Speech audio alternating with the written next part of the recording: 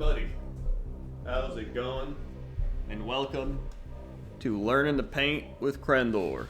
How's it going? I was like, my chair's stuck, nothing. So, today, I'm gonna teach you my minimal knowledge about painting. I've been painting for about a year now, and it's been great. I love it. I am by no means an expert, and there's very good YouTubers and people out there painting that are far better than I am, but this is just my generic knowledge of what I've learned over the last year and how I paint. So let's get started. If you've missed any of my previous series, I did one on tools you need to get into the hobby. I did one on I didn't do one on building. That was kind of covered in my tools you need to get into. I did one on picking your army. That's what I did. So let's talk about painting. Oh, and I did one on painter's anxiety. That's the other one I did. So this kind of ties into that because a lot of people are like, how do I start painting? And obviously, there's good ways to paint, bad ways to paint. People will yell at you no matter what you do. So just remember that. It doesn't matter what you do, somebody's going to yell at you. Alright, so first things first. Let's say you finish building your model, right? Alright, here's a Battletome. I didn't put the top of the Battletome on yet, but here he is, right? Let's say I wanted to prime him right now. What is priming? Priming is where you essentially prime the model for painting. So there's a few ways to prime. There's a paint-on primer and there's a spray-on primer. There might be more, but those are the only two I know. And what it does is it makes it so the paint can stick to the model. So if you were to like, I'm gonna start painting this plastic model, the paint's not gonna stick to this very well. Sorry to break it to you. So you have to prime. Paint-on primer, I've never used before, but I've seen people use it and they just paint it on, essentially, so it makes it so the paint can stick to it. I usually do spray-on primer, and if you search into YouTube how to do spray primer, you'll find a billion videos on it. I've noticed the best way for me is you take your rattle can, you shake it. You don't want it to be very humid. You want it to be like, you don't want it to be like a rainy day or something. And you also don't want it to be really cold outside. You want like a nice, temperate, good environment for this. Otherwise, you might get problems. You'll run into various problems like bubbling and weird spots and doesn't stay. It's not good. So pick a good weather day, and you just kind of and you want just like little short bursts until it's fully covered, and you just kind of do that, and then you wait, and then you look, and you go like, missed some spots here, and you just go you never want to be like so when you do that, you're going to cover all the little details and essentially just fill it with primer, and then it's just all like so you don't want to do that. You just want to be nice and short bursts. That's priming. So once it's primed, you knock your thing over. It'll look something like this. Right, so here's a prime model. So you can see he's been primed. I think he was primed with grace here. And he looks like he's ready to get painted, right? Look at that. I can paint him, paint will stick. He's completely covered. You don't see any plastic or anything. He's good. Another method people do to prime is zenithal priming, which is what I've been doing, which is where you prime black, and then you spray a lighter color on top of it, kind of like the light hitting it. So you pick like an angle for like you're essentially like the sun, and you just hit them from different angles above. And some people use it for lighting, and some people just use it to see details. I like that I can just see so many of the details, you know what I mean? Especially on some of these guys where they have a lot of details. So that's zenithal priming.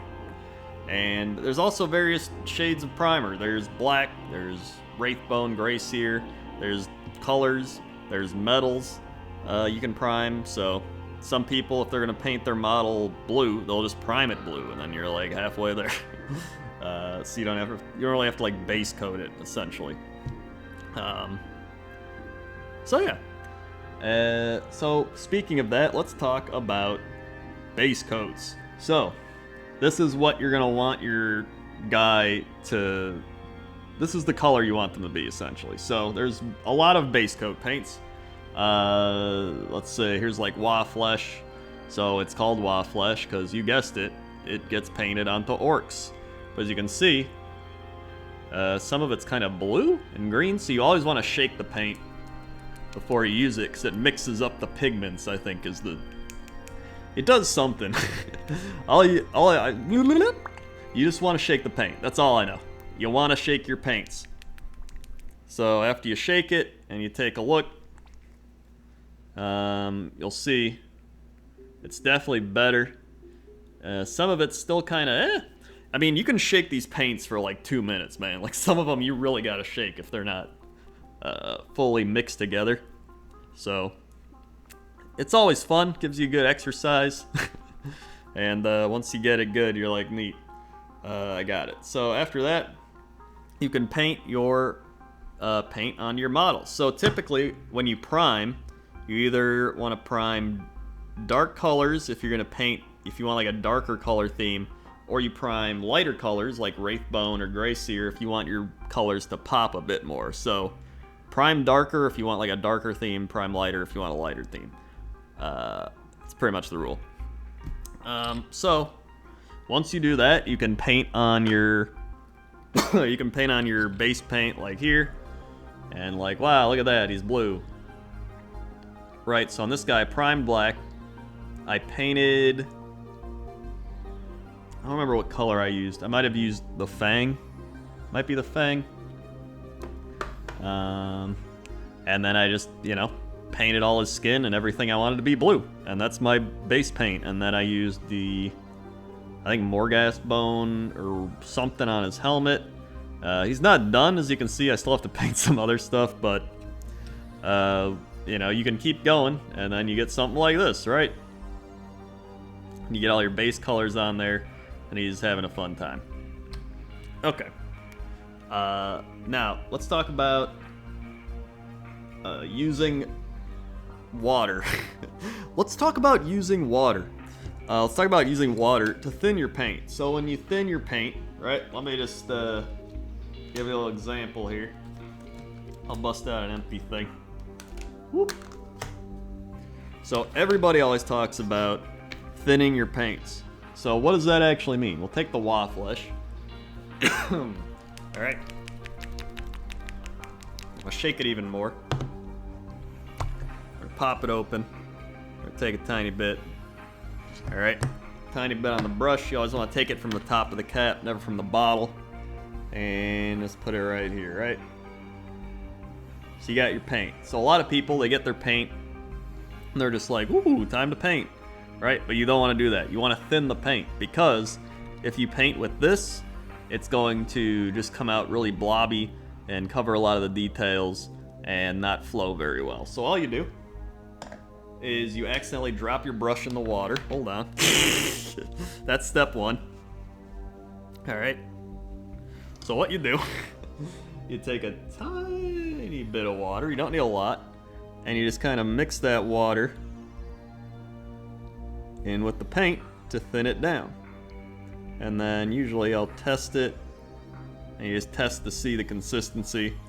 And once you get like a good consistency you like, and you're like, oh, okay, now I can start painting my model. And sometimes, maybe you want it to be even a little thinner, and you're like, hey, just a tiny bit more. Well, whoop.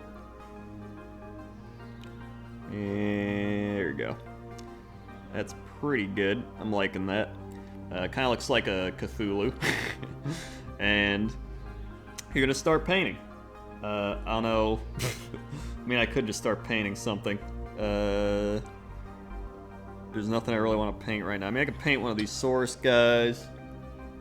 Actually, I have like no models I want to use this paint on. Either way, that's what you want to do. You want to get the consistency of, it's not super thick, but it's not super thin. So you can also get it too watery. You don't want it to be too watery either, otherwise you're not going to get any, you know, you're not going to cover any of the stuff. It's just going to come out very, like, splotchy. I think some of these guys, I thinned the paint too much, or I didn't do enough coats.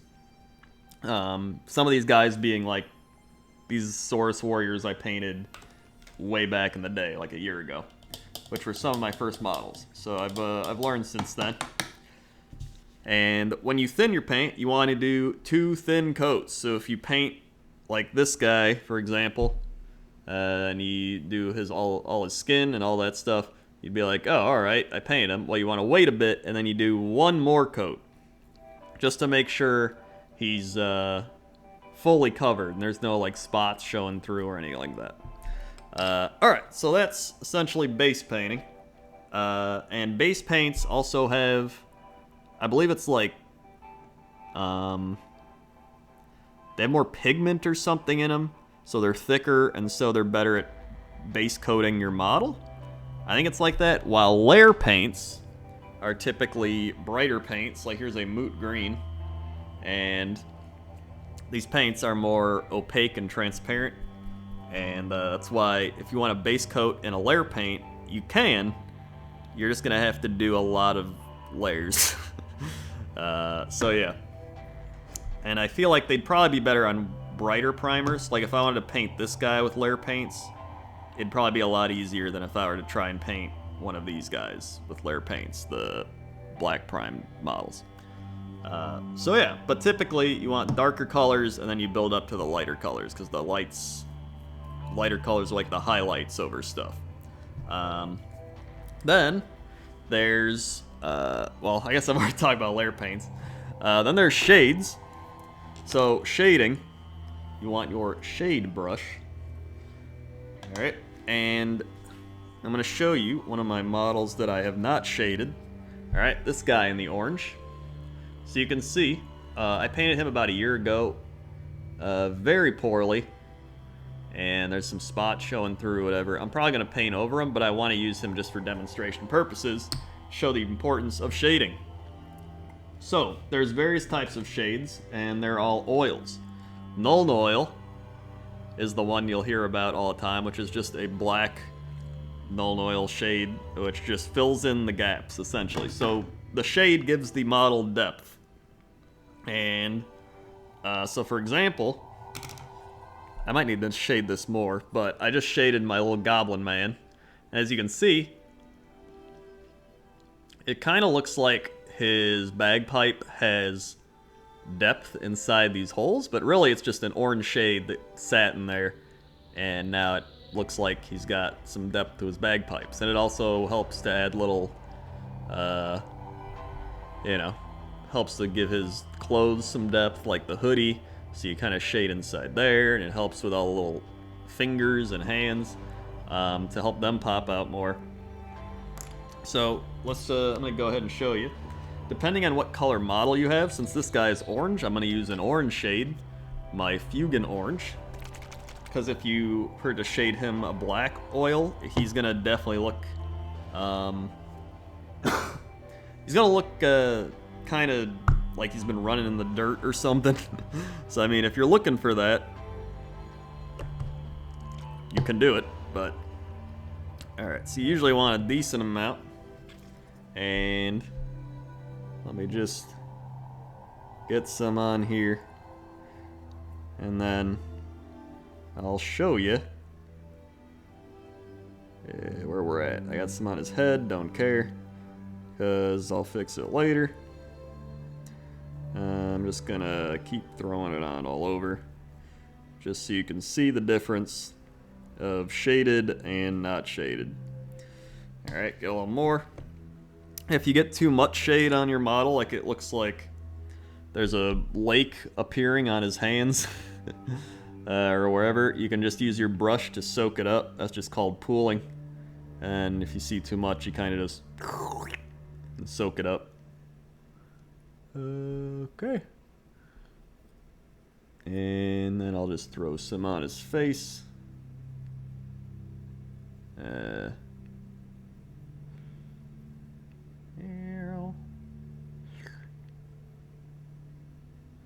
And some under his shoulder. And okay. I think he's ready to be shown to everyone. Alright. Okay. So, let's make sure a little bit right here. Alright. Let's pop this. You don't have to water down your shades anyway. They're already very watery. So, unlike the base paints, you don't gotta water those down. So, here we are.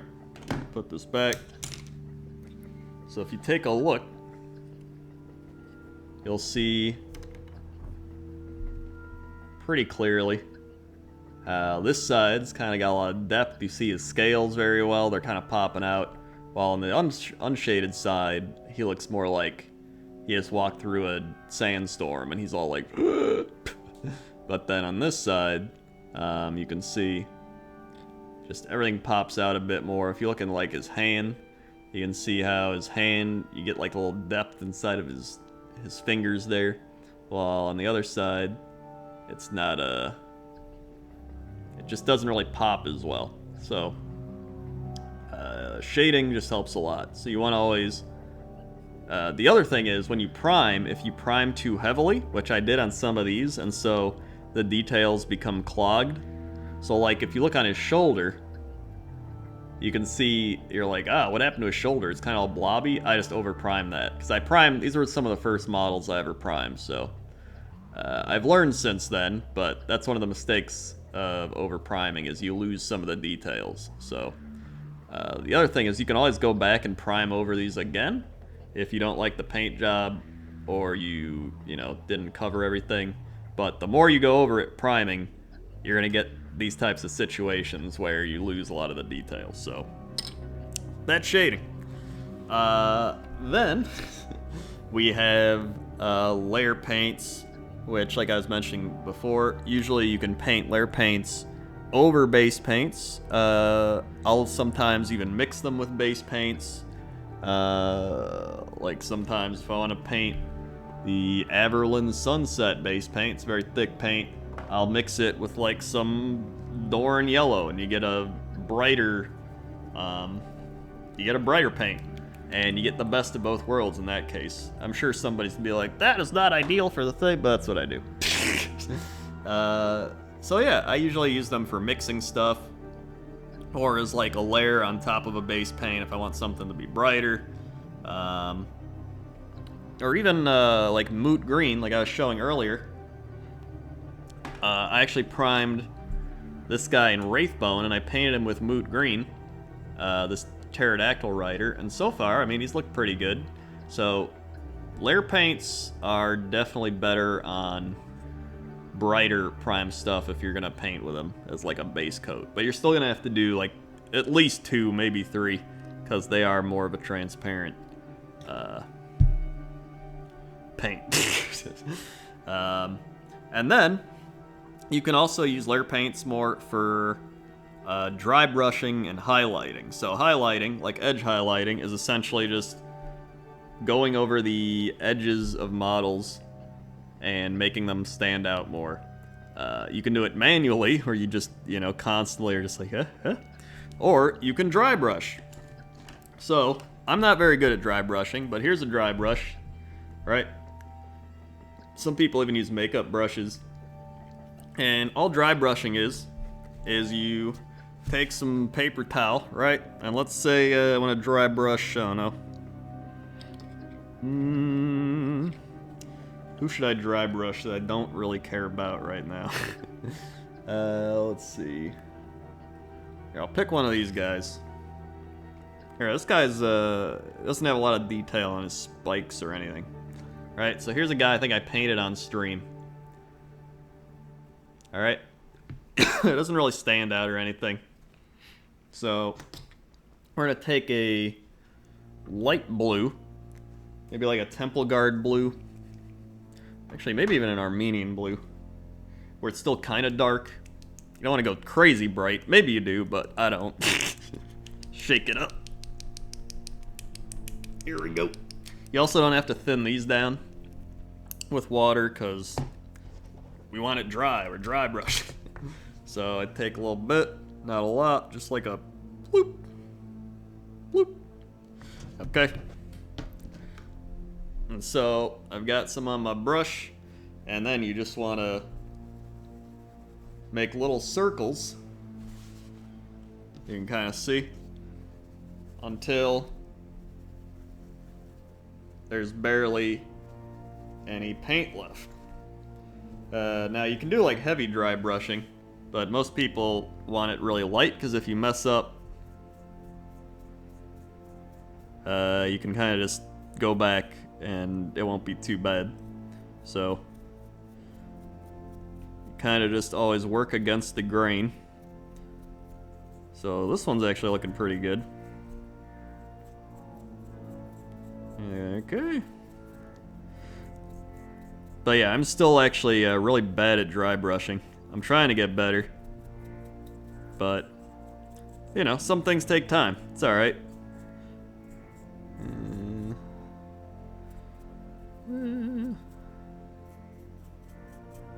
Even if I went there. Okay. Alright. So I'm just gonna show you right here. Let's see. Can I get that? Alright, so let me show you the difference now. So if you look at this guy, right, there's where we started, and on this side, let me some more light. You can kind of see there's a... God, focus. Come on. Here we go. So you can kind of see if it focuses the difference. So like this part's dry brush. You can kind of see all the little details popping out more with the color on it. That's dry brush. So it works really well on things like scales or things that are popped out. So again, on this side, you're kind of like, I don't see anything on this side. You can see there's a lot of little blue on his scales popping out. And you can kind of just build up layers. So if I like, you know, kept doing this over and over, you'd get a really nice blue effect. And you don't want to go, like, unless you want to, usually just want to go one direction. Because if you go the other one, then you're just going to make the whole thing blue. But I mean, you could if that's what you're going for, but typically you just go against the grain and then just build it all up. So that's one painting technique I'm trying to get better at, but it's a very good technique. It's like probably one of the best techniques you got for just doing details that isn't, you know, by hand, which takes forever because you have to go like scale by scale and you're just like and this is literally like so pretty neat. All right. I need to... Alright, so that's that. There's also special dry brush paints. I have a few of them. Honestly, you can use any paint. It doesn't matter. Like, they might be a little better for dry brushing, but you can really use any paint. I wouldn't recommend them unless you really like the colors. Like, the one dry brush color I have is skink blue. And I think it looks cool, which is why I got it. But, you know, so that's that. Then, we also have technical paints, which are things like blood for the blood god. So if you're looking for blood, you take some of this, and you can just like paint it or splatter it. I went like on my Carnosaur, so if you see here, this is blood for the blood god. And you can see on the tip, it looks like blood. So it did its job, kind of like you just stabbed a rat or something, right? And yeah, so technical paints are that. They're just technical, so they're for very specific situations. There's some other ones like Nurgle Rot. So like, there's Nurgle's Rot. So if you want to paint like some slimy guts or something, you'd paint that on their guts, and it looks like slime. There's ones that like do rust and stuff. There's some for like gemstones. Like here's a spirit stone that makes something shine red if you have a little like jewel. So there's various different ones. And they're just, you know, specialized paints. And then Once you're done with all that, there's things like texture paints. So there's like a Grelin Badland. Where's another good one I've used? There's mud. So like Sterling mud. And those, you usually use a texture paint tool. It's like a little scrapey. And you just go here and you plot it all down, and when you're done, it just looks like pudding, and you're like, why does my base look like pudding? But then it dries, and you get this cool little, like, you know, Badland paint or whatever. You do want to paint under it, though, because as you can see, I didn't do that, and so you can see the base below it. So typically you want to do like a paint base, like maybe brown or something, and then you put this down. And then once this is down, you can actually shade it, you can go over, you can dry brush it, and you can help it pop a bit more. So I'll probably do that down the line. And then here's the mud. So as you can see, the mud, it's all kind of dried and crackly. Let's see if it shows better if I do this. Yeah, there it is. And then I just put some old brushes on there. Yeehaw. Here's my Lord Kroak, painted on this channel. And yeah, I mean, you can play around with stuff too. Like this, these bones you can see here. These were supposed to be shaded. You know, you can shade them whatever you want, but I shaded them with a Agrax Earth Shade because it gave it more of a kind of like a dead bone branch type of vibe. So I mean, you can play around and be like, I'm gonna try this shade and see what we get, or I think this shade will help this look this way, and you know, just play around with it. It's fun. It's creative. And finally, some other paints you might have seen are contrast paints. So, contrast paints are kind of like a blend between a base and a shade. It kind of does both. So, this Carnosaur is pretty much completely contrast paint. So, I did this, I think it was this one. I think it was Aethermatic Blue is the light blue base. Then I did some, I don't remember which yellow I did, but I did a yellow underneath. And then I went over with a darker blue after it dried to give it this kind of blended blue effect. I saw a video on it and I was like, that looks awesome. So I did it and I liked it a lot. And then after that, everything else is pretty much normal paint, except him. I think he's still a contrast green or something, but yeah, pretty much contrast paints are really good for getting into the crevices and cracks of things. So let's see, I'll do some on a skink here, and you don't need to water these down because they are also already very watery. So I get a little bit here, right? And you usually just want to do one thick coat, so you don't have to water it down or thin your paint. You just get a bunch and you put it on. And it works the same way, where you just kind of let it seep into all the little cracks and shade everything. And at the same time, hold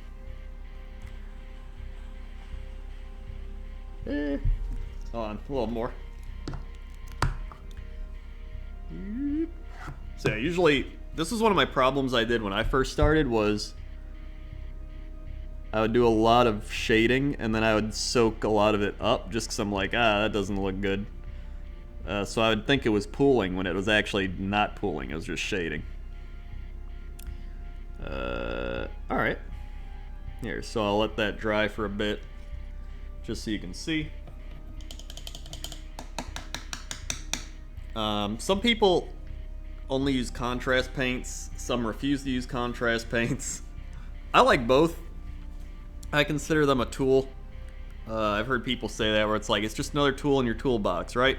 I think contrast paints are great for things like skinks or horde armies, where you just got to paint a bunch of stuff and you can just be like, blop, blop, blop. You can also, like I showed you before, with like scales, things where there's a lot of cracks and places for your paint to get into. I think that's when it's really good. Plus, it's really good for bones. So if you take a look at the Lord Kroak, You can see his little skulls right there. I've had a lot of people be like, man, what paint did he use for that? Those are literally the skull contrast paint. I think it's something skull or whatever, but I honestly love it. It's probably one of my favorite contrast paints. It just looks great on for like skulls skulls and bones and stuff like that. So I like it a lot. I think Lord Kroak's base coat as well as that same paint. So fun facts. So now, if you take a look at this skink, what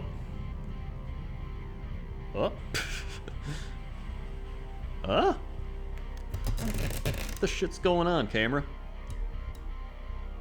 All right, let's do that. What? All right, what if I? Here we go. Here we go. Is my lighting like freaking out? Is my camera freaking out? What if I... Why is this so bright? Okay, there we go. You can see how the contrast is kind of... It's like leaked. What? I don't know what's happening. Well, it fixed itself, so you can see right here a lot better now. How the contrast paint kind of leaked into the little scales and cracks. And it kind of based and shaded it. So like on the other side, that's how we started. And then boom, one layer of paint and you're good to go. And the thing is, like, once you do this, right, you paint them all blue or whatever you want, you can go back and you can dry brush it. You can paint over things with normal paint. You can paint over it with contrast paints. Contrast works the opposite, where you start lighter and get darker. While normal paints, you start darker and build up to lighter colors. So it's the opposite, but... it's still a fun thing to do. I like contrast paints a lot, and I especially like them for lizard men because they're all scaly, so it's great. Here's another guy I did, my Kroak in pretty much all contrast paint. You can see here,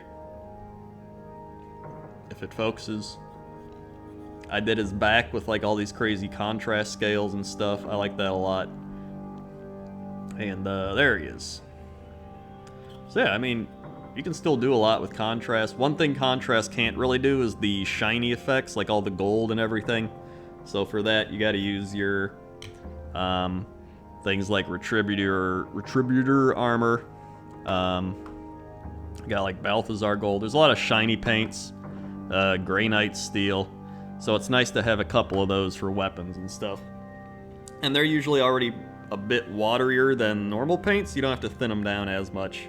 But, yeah. I think that's pretty much it for my painting knowledge as I try to remove this light or fix this light. I don't know what's wrong with it. So, yeah. That is the Krendor Crash Course class in mediocre painting skills. I hope you enjoyed it.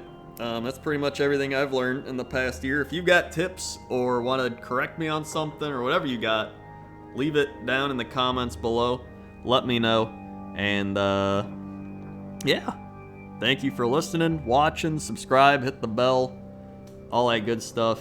And, I will be uploading some videos of me painting and building more stuff very soon. Okay? Okay. See you. I gotta go shut it off. Yeah.